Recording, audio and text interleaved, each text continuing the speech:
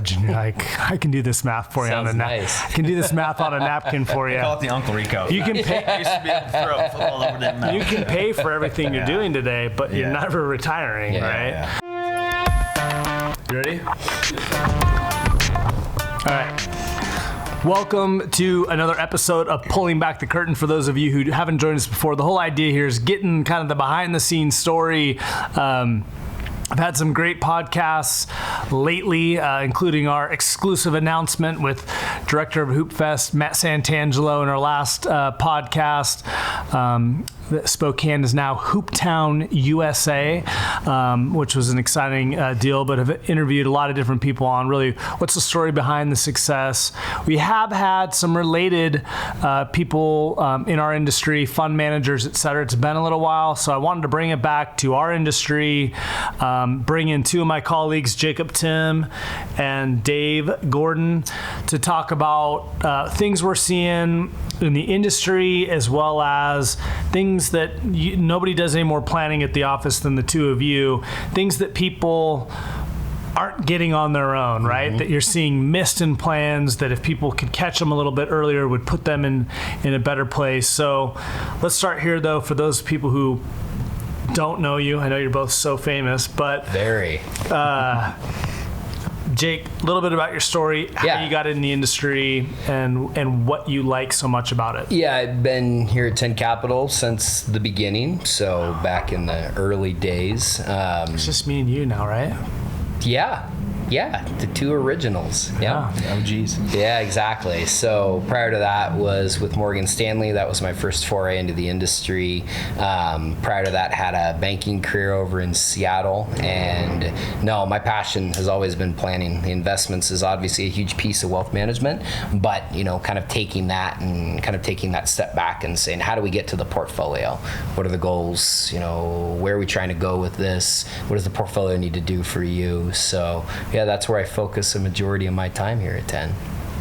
Yeah. So I'm Dave Gordon. I've been in the industry for about 12, 13 years at this point. So I started out as a junior advisor, working for a couple of successful different financial advisors at a few different institutions, Ameriprise Financial, LPL Financial, and then I kind of made that decision that I wanted to go out on my own. So I partnered with my dad after, actually took about a 2-year hiatus to work for a startup technology company.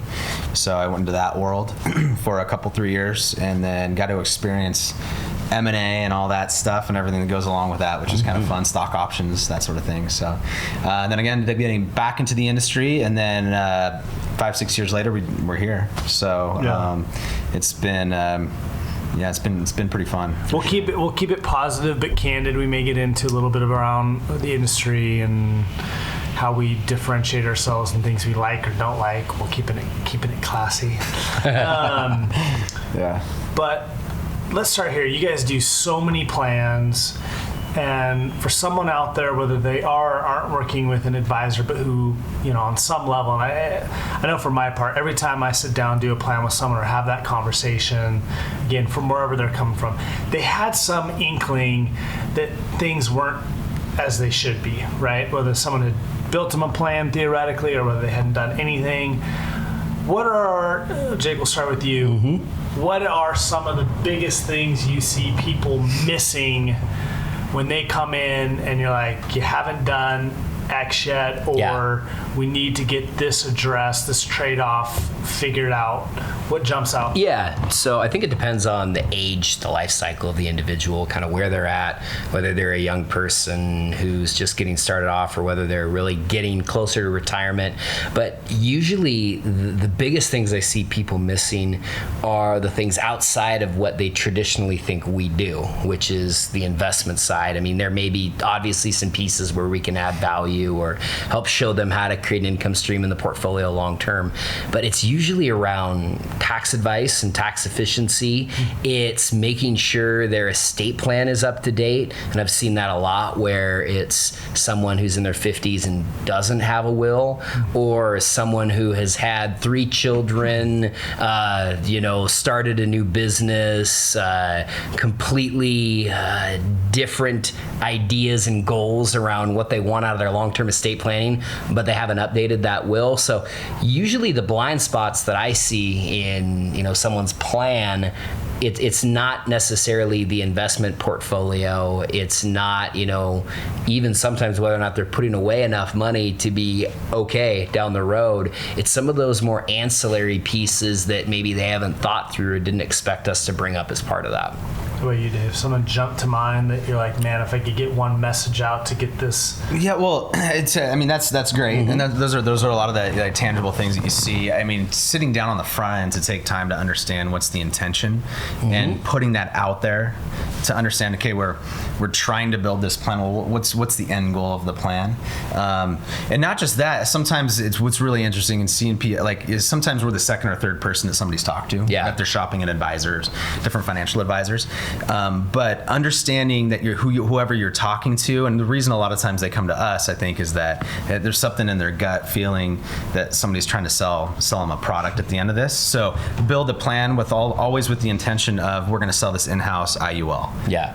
Or we're going to sell this in-house life insurance policy, which happens a lot. Yep. So being able to step back, we don't have those conflicts of interest. That's a big reason why we're here. Is that my dad and I there's not those conflicts of interest here, but we're not pushing a product. And people, even if they're working with a nice person, I think that a lot of times what they get is it's just something you kind of almost feel in your gut. That I think a lot of these people, then they're like, something just didn't feel right. So I think that's a big piece of it, and then the other piece is just when the person's not telling you to do things that, we all know we should eat healthy and floss more often, right? Yeah. And so someone telling you that all the time, like, well, it might be getting annoying, but you're probably right. I should eat more vegetables and floss more often. But when someone's hammering you on a product, hey, you got to get in this product. Like, you got to get in this thing. Like, that should be one of those immediate red flags. Yeah. Like, why are you so fixated on this singular type of floss that I know I should floss, but like, why is this singular thing? So I find, and again, this just happens to be our day jobs, but to your point, very few people, and I don't think until we really took things up a few notches a while back, I had done a good enough job of really, and it's still ongoing. I think to me it's this new way of thinking and being and making decisions, which is, what the heck do you really want? Right? I mean, there's that that famous scene in Good Will Hunting where he's like, what do you want to be when you're up? I want to be a shepherd or whatever. But if we're all and we all laugh and we all think, oh, poor little Will Hunting doesn't know what he wants. But if we really unpack, like, a lot of us, like, we don't know what any number of different aspects of our lives we really want to look like, especially then with money. I mean, I know for me, I don't know that I have. You've done even more plans than I have. I think both of you have. That someone comes in like, I know I need exactly $200,000 a year in retirement, and it's because I want to do the following things, and I've thought about those things, and they make me happy. Like, I would fall out of my chair. I mean, now they're all successful. They're all pretty happy people. Yep. Most of them are happily married, and I think that's kind of the trick is nothing about life feels way off. But then that moment of truth, often retirement or some life event happens where suddenly they've got to do that. Has that been your experience that absolutely people haven't thought through what's really driving my plan? There's 3 distinct phases, at least the way that I operate, to planning, and I define them as values, data, action, and you really can't take care of any of those things without looking at them all together. And to your point of what do you want, that's the values, and it really takes breaking that down with someone to understand what is it that is important to you, why is that so important to you, how are we going to execute that as part of your financial picture, then getting to the data. We've seen this in our industry over and over, the idea of traditional planning, which is, here's your data planning packet, Well, most of it's reversed, right? I have this thing to sell you, so I'm going to manufacture a planning process to get you to that solution. Magically spits out. As opposed to, let's start here, and then that'll tell us what you need to be in. Right? Well, and we all know we're working with, a lot of wealthy individuals where, they probably know deep down, I'm gonna be okay. It's not that I think, there's a lot of people where there's genuine fear around whether or not I'm gonna have enough money to get through to the end of my plan. But for a lot of them, it's like, well, I'm pretty sure I have enough. What I really need is I need that validated. And then the blind spot that I see a lot with clients is, well, what is it meant for in the end? Is your goal to get to the end of your plan with millions of dollars set aside? Well, no, not necessarily. Well, then how do I spend it down effectively? How do I give along the way? How do I gift? We call that, really getting that to the point where you're living the best life that you can around your financial picture. And that's the blind. I always say our goal is to help clients put some, guardrails around their plan so that they know as long as I operate in this manner, I'm going to be okay. I'm not going to wake up in my 80s wondering, oh man, I spent it down so quickly. Now I don't know if I can get to the end. But on the opposite side of that, I never want someone to wake up in their 80s and say, man, if I would have known that I had enough, I would have done X in my 70s. To your point, when you mentioned people with money, and again, to be clear, we both work for and people who don't have millions and millions of dollars, even though many of our clients do. Don't you think the issue, again, what I find is people live, I call it the goldfish metaphor, where we all kind of learn to live in our bowls, right? Unless there's something way out of whack and someone's got a serious spending problems, racking up debt, or it lives in fear of running out and they don't spend anything, proverbial cat lady. Most people kind of learn just to live within their means. Now, that might not allow them to do everything they want to do in the future, but it isn't so much an issue to the point. I guess I'm just trying to help crystallize that. Am I going to die broke, or am I going to die with millions of dollars? But what's possible? Because I think that's the thing that I see when I'm walking through clients. I know you do from the conversations, but what is possible? What can I do? 10,000, 20,000? Yep. And I think no matter how, and again, most of our people are with us because they've got good jobs, they've, got good personal lives, they've amassed money. I mean, how they come to be a client in the first place. What's possible is something that eludes most, right? And what I find is, again, within that bounds of, again, successful people, they either way misjudge the importance of a certain trade-off. And here I'm thinking about the couple that it's like, man, if somebody spends $2,000, if my wife keeps spending $1,000 or $2,000, or my husband keeps this hobby up, we're going to die broke. And you're like, that couldn't be further from the truth, actually. But it's a real point of conflict. Or on the other hand, someone who doesn't really understand that, hey, if you take no risk, you can't spend like that, or no, you can't travel you can't retire at 62. You have to work until you're 67 if you want to have that kind of travel budget in retirement. That's those guardrails. So they either don't get the trade-off, they're either grossly underestimating or overestimating those trade-offs is most often the case. Yeah, those guardrails. And then our job, once those guardrails are established, is helping look for blind spots along the way. And that's what we see. I mean, I know you see them, And that's where I go back to I remember sitting down with a specific couple, and they'd amassed quite a bit of wealth, and they'd done a great job of putting money into their 401ks, which is all pre-tax dollars, as we know, but for maybe someone listening, you can't go access those funds until age 59 and a half without penalties and tax consequences. They wanted to retire prior to age 59 and a half, and in their mind, I got plenty of money set aside to do it. Sure, but we can't access it.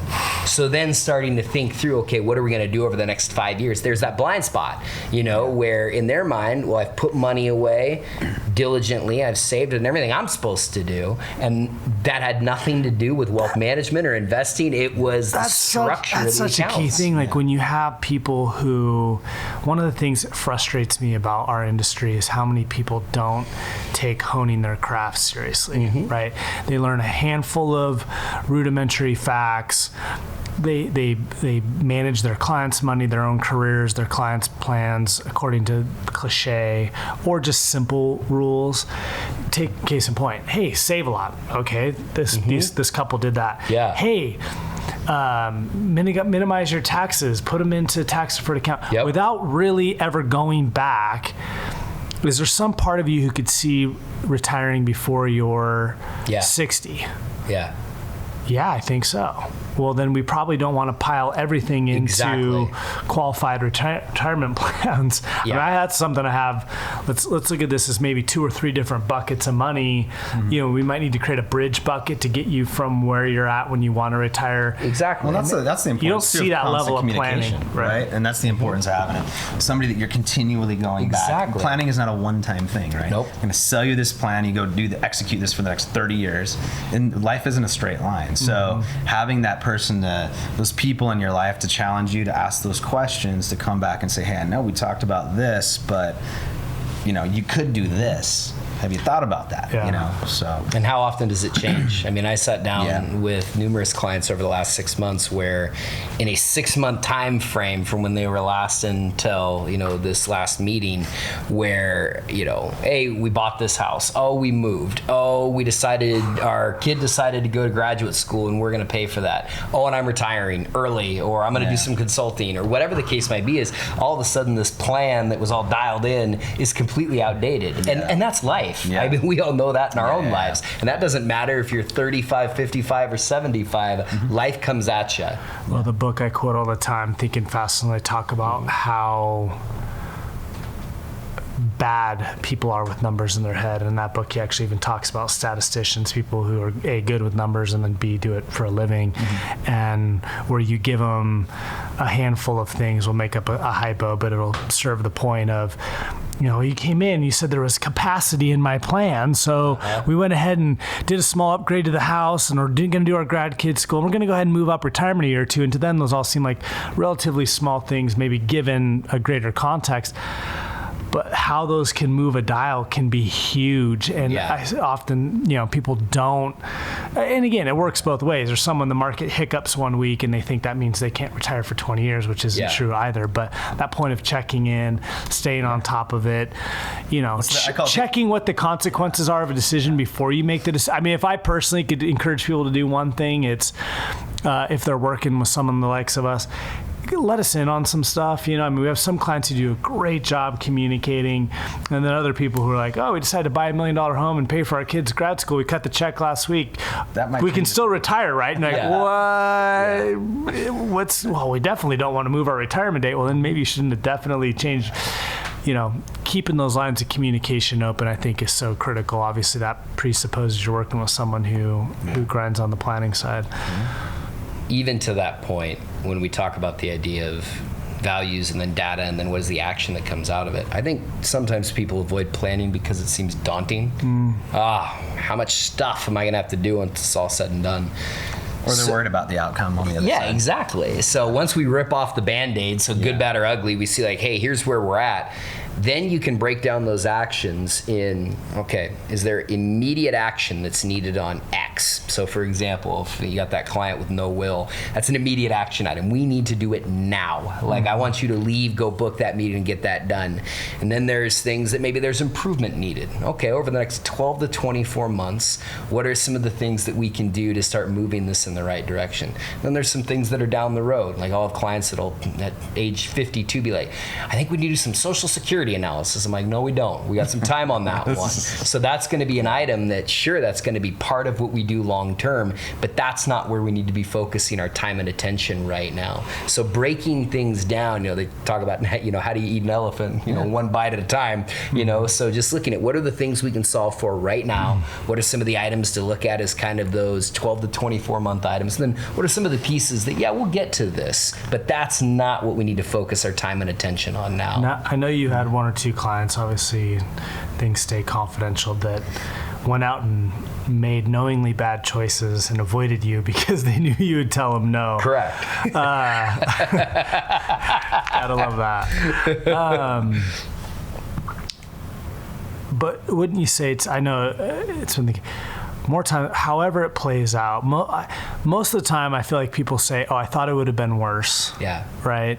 But everybody's grateful for just, I know what the challenge is now, right? I mean, hey, it isn't this yes or no. Everyone views, I think, planning because it's how it's pitched in 30-second commercials, is a very binary success, fail your thing, as opposed to, well, you can do this, but you might have to give on this, or work a little longer here, or put this off. I mean, there's so many different dials that I think people underestimate at one's disposal to help make whatever it is that they really care about seeing accomplished. Or when you really get a chance to dialogue with them, I know this is one I went through, I'll use as an example with a couple where, provide for our kids if something happens to us was one of their stated objectives. And it was actually, I think, their highest. And a few down from that, it was basically travel, spend time with my spouse, and they were really enjoying some of the recent trips they had taken. And so we were getting down to again, but I said, this isn't your number one card. Do you want to leave money behind? Well, if there's some. Okay, so it's not a legacy issue. Do you want to take out a life insurance policy and pay for that to leave your kids, again, I'm making up numbers here, $1 million when you retire? I don't know. We haven't thought about it. Would you do that if it meant $10,000 a year less on trips? Oh, hell no, was their response. Okay, so spend time with my spouse and travel is really your number one priority. And this is, we hope it's there, but we don't want it to... They hadn't thought through that, right? They were kind of still living in, again, this is a little bit dramatic, but this prison of what they thought they wanted to do around their kids, all of whom were successful and didn't need their financial help anyway, as opposed to, again, really building a plan focused around what had become a great sense of joy for them, which was spending time together after careers, traveling and doing those things that they really like to do. And again, they wouldn't, but for going through the process, again, happy, things are going pretty well, have been able to make a more effective decision, and we're, again, this would be an example of probably overestimating some of the trade-offs that they had to make. Before we move on, any last thoughts on that, or are you guys ready for next topic? Yeah, I think the last thing I would say is 2 Fridays ago when I did the weekly commentary, I talked about a study from Fidelity where, kind of the punchline was 401k participants who had died and left their money alone actually performed best in the markets over this 10-year time frame. And I actually had someone ask me after that, well, I mean, doesn't that mean that you're not really necessary? If the whole idea is just invest it and leave it alone. And it's exactly the topic we're talking about. Exactly what I said to that gentleman. I said, you're missing the point. Yes, you are correct. The idea of the stock jockey who's going to sell you a stock for a commission, that world is dead. It should be anyway. And if you're investing with someone like that, you're missing out on a lot, because wealth management, the starting point is the investment portfolio. There's so much emotion that goes into money and making sure you don't make, that's the whole point. If you have the emotional fortitude to not make bad decisions when the markets are weak, you're an anomaly to start with. But then there's so many other pieces that need to be looked at. It doesn't mean we're going to do them all. We're not your CPA. We're not your estate planning attorney. We know some really good ones, and we're going to make sure that you have the appropriate person for you that can plug in with us and your planning. And that's all part of the picture. It's not just the investments. It's not just the planning. And maybe we help. Maybe that's our new tagline. We help you manage money like you're dead, but probably not. I feel like that'd be a bad tagline. I feel like that won't get it. But the point is,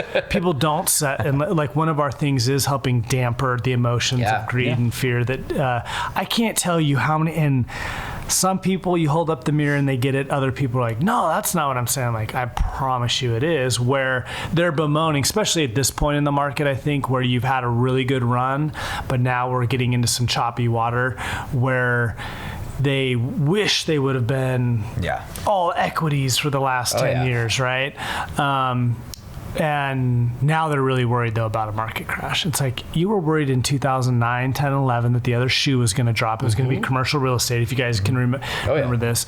Like, oh, this was residential, but the next shoe, and it was in all the headlines, the next crash is right around the corner. This is a head fake. Commercial real estate, right? The next bubble. And then you get in, then you had Greece was going to lead to the EU collapse, which is going to lead to the next downturn. And then there's been plenty of them, but then there was the debt ceiling at the end of 2012, right? And and Diane Sawyer, I remember, was telling people on the nightly news to sell their portfolios because the government shut down, and you had the debt. Diane says it. You had the debt crisis in 2011 where we didn't pay our bills for like a hot minute, and I mean, there's always something that's scary, and we forget about a lot of those things. I mean, already this year, the fact that the government was shut down and there was high drama between Trump and the Democrats in January and February. You guys even that was this yeah, exactly. Nobody even remembers it, right? Bird flu was going to end the world like 3 years ago. I mean, there's always something. Had a guy literally call and wanted to get out. So, that's one of those things you hope to keep people on the right track to get closer, And I always judged myself on how I was doing. And when we really started getting head over, like really into the planning piece, I always, like the last 5 or 6 years, I've been judging how my performance and how I'm messaging this to my clients based on the questions that they ask when they call in. So if my client calls in and is like, hey, I'm down 20%, and they're all upset about that, then that's fine. But typically, I want my clients ideally to call in and be like, am I still on track for X? This stuff, like you're down 20%. What does that mean? We expected market volatility when we built your plan, right? Exactly. Helping them know that. And if our clients are voicing that back to us, I think that's for us as advisors, I think that's a direct correlation with how we're doing. Absolutely. There's time to learn things. I've looked at that, and I think, lest anyone think we're trying to make light of the average investor, the industry as a whole is one of the big mea culpas. Whether it, so relatively, I guess it's been 20 years in some respects, 10 Capital is new, but most of investors' failings are reflective of an industry that's failed them for the better part of forever, that sold them magic products that sold them the idea that they had some insight into where the market was headed when they didn't, that they could outstock pick this. You alluded to this, the amount of people who are still selling the snake oil boggles my mind, right? That Joe Blow sitting in his office wherever he is out stock picking. Never mind all the studies. You did a quick Google search to show that that's not. The amount of people are on a couple hands that you can count that are doing that. And by the way, that doesn't actually do a whole. The incremental difference between whatever is not the difference between success and failure. It's the planning. Exactly. It's the tax minimizing taxes, protecting assets, et cetera. That's such a big deal. So anyway, I guess to wrap that up, that's where we come back to, whether it's this podcast, the weekly commentaries that we put out, written video form, the events we throw of, let's do a better job of communicating and educating, and hopefully thus empowering our clients to get them to what can we own, what can we help fix in that experience. This is where we'll get into some choppy water, but I know one of the things, we obviously just touched on one. When you look at the industry, we're not trying to win over all 7 billion people on the planet to be clients, but if there was one thing, we'll phrase it this way, you wish for the people who will never work with, but are going to go find someone that would change in the industry so that people would be better off and in a better position. I'll ask each of you. We'll start with you, Dave. What would that be? What would be a change in our industry that would be better for investors? Obviously, a lot of talk about that. The SEC and the regulators have their ideas. What's your idea? Oh, well, I think minimizing conflicts of interest. So understanding whomever you're talking to or working with or potentially going to work with, what's in it for them. Yeah. Right. Understand, am I working for a big wirehouse and I have a quota to hit? So I'm going to. A wirehouse is basically anybody who has a national commercial. Yeah. Yeah. Good point. There you go. But just just conflicts of interest become a big heated topic with the SEC, and that's a big thing, the fiduciary standard, right? And it isn't just how you charge people on fees. I think forever that just became, are you fee-based or commissioned, which is one conflict of interest. Yep. But even for people who are fee-based, lots of different side deals about which funds they'll promote, both on a custodial level as well as, of course, at a company level where it's like, oh yeah, I'll let my advisors use your products, but you got to pay me an extra fee, which again is another conflict of interest that is rife in our industry that I think most people don't recognize. They come in-house products goes right along with that. Proprietary products or non-proprietary. I mean, I guess, and this has been some years ago now, where I'm learning, and so I'm like, well, I know you're fee-based, but they said they're fee-based, talking about, again, a national firm. And, this isn't a proprietary product, but then you come to find out, well, the reason they're pushing this fund is they're getting an extra 25 basis points from the fund company. Look at, why are they using that fund? Oh, they're paying them money. It has nothing to do about the quality of the management. Well, to that point, we got a call today from one of our 401k reps clarifying. He said, hey, I know you wanted this fund in the lineup. And basically there was a share class. We talk about that, different share classes within the industry. And he said, but I remember you saying that you wanted the absolute cheapest option for your clients. And the one that you guys wanted, there's actually one that's 0.12% cheaper, blah, blah, blah. And I'm like, that's the one we want. Use that one. He's like, well, I just remembered you said that. You want the absolute least expensive option for the client. Because there's no reason, and he's like, I remember you saying you didn't want revenue sharing. And for those of you listening that don't know what that means it would go in our pocket. And we don't put any of the revenue from the funds that we work with in our pocket ever. So his point was, well, that 0.12%, if you don't want it, basically, there is a cheaper option. So we went with the cheaper option for clients. Not everyone does that, and that is something that should definitely be eliminated in the industry. To be abundantly clear, never happened. Accept that. And I thought it was great that he made that call based off of our initial conversation with him. Was we will always use the least expensive option. And there's clients. always new ones coming out all the time. Exactly.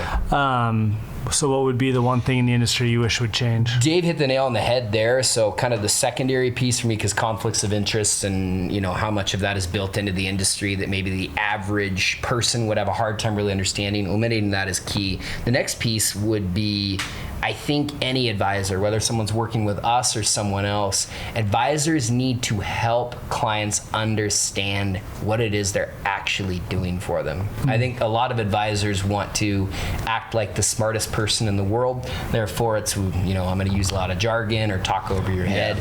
And the biggest compliment that I think that anyone ever pays me is when they're like, this is the first time I've really understood what it is an advisor's trying to do for me. And whether that's talking through the investments in a way that helps a client understand what to expect in both up and down markets, whether it's talking through the plan and why we bring that together with the investment side of it to create kind of that path going forward. But I just think advisors do a really poor job of helping clients understand what's going on, and if they don't understand, they don't feel empowered. And if you don't have a client who's empowered as part of the process and part of the plan, you're not going to have them as a client. Well, and you can't empower them if you don't know what they're trying to accomplish. I mean, exactly. I'll be honest. Like, for a long time in my career, certainly. It wasn't that I should have cared any less about investments. I just didn't put enough emphasis, time, and care into planning, understanding. So clients would call in with questions, and I didn't really know what they were really asking. I think the secondary and tertiary questions, the things that are masked by the question that people are always asking, is a nuance that I'm trying to learn. Still something I'm putting in all the time, because number one, answer the question they're actually asking, but then two, that presupposes you actually know the question they're actually asking. I'm okay. Am I okay? Okay, is Jake really concerned about when he can retire? Is he really concerned about taking his kid to Disneyland? Is he really concerned about being able to get the lake cabin? Like, what was that thing? If I've never really understood what is the thing that's driving that client and their family, what is the thing that they fear the most, then I'm not going to be able to effectively answer the am I okay question, because I don't know what you think is okay. Like, what you think is okay, your goal is completely different than yours, right?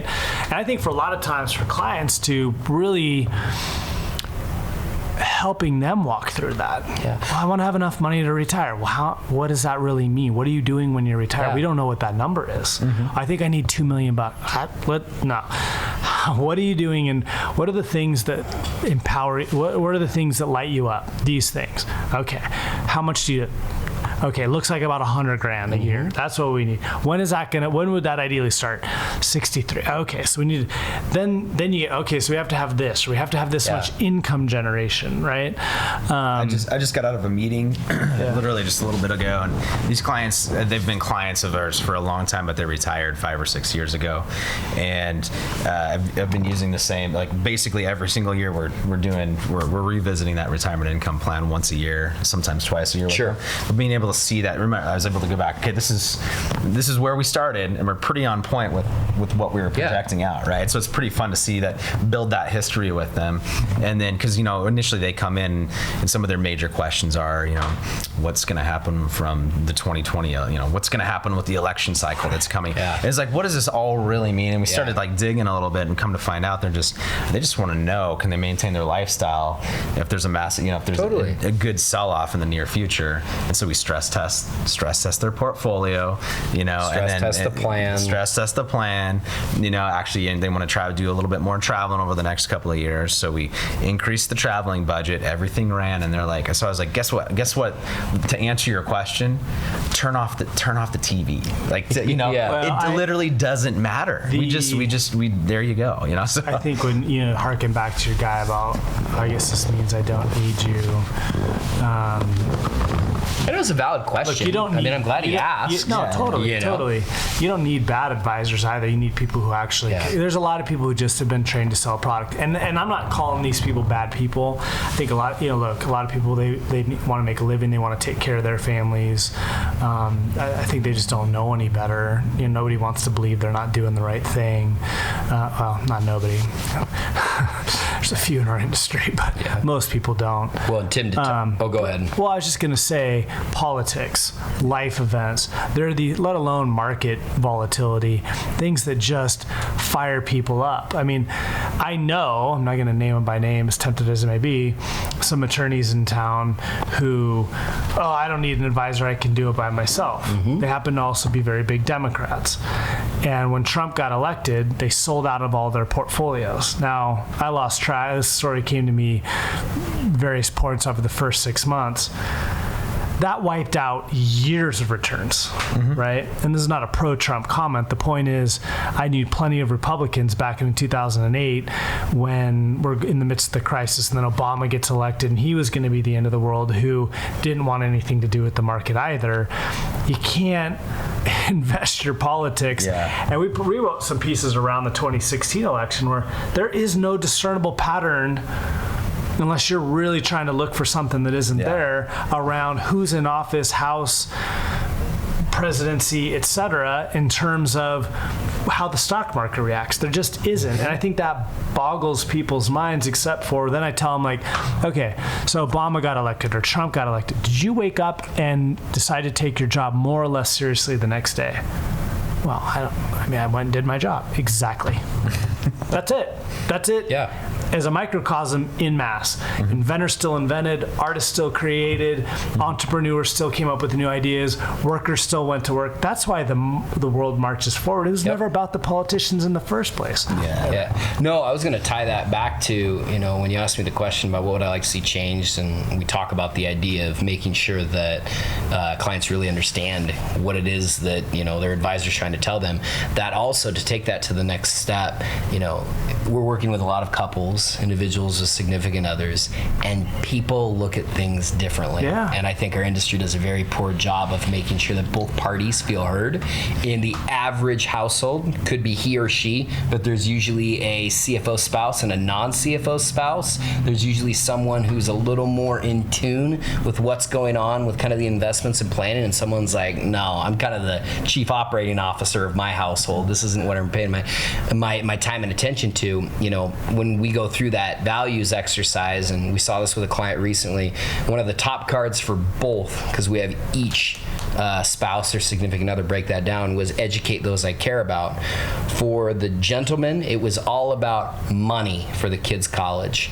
For the wife in this scenario, it was, I want to make sure they are good, well-rounded kids, that I've instilled the morals, that I want into them. And if I wouldn't have taken the time to go through that exercise and really understand how they were both looking at it, that would have led to potentially potentially some misunderstanding even within my advice down the road by not seeing how they were both viewing that education piece. So you really have to take the time to not only understand everyone you're working with as part of a client account or a household, but also understand how you're going to articulate that information in the most productive way so that you can take sometimes very emotional times within someone's plan or the market cycle and deliver information where they're not going to panic and make a bad decision. Well, and again, I think for a lot of people, like, well, my wife and I get along, or we don't fight about money too often. Some people do, but let's just take the easier example, or harder, perhaps, example where they don't.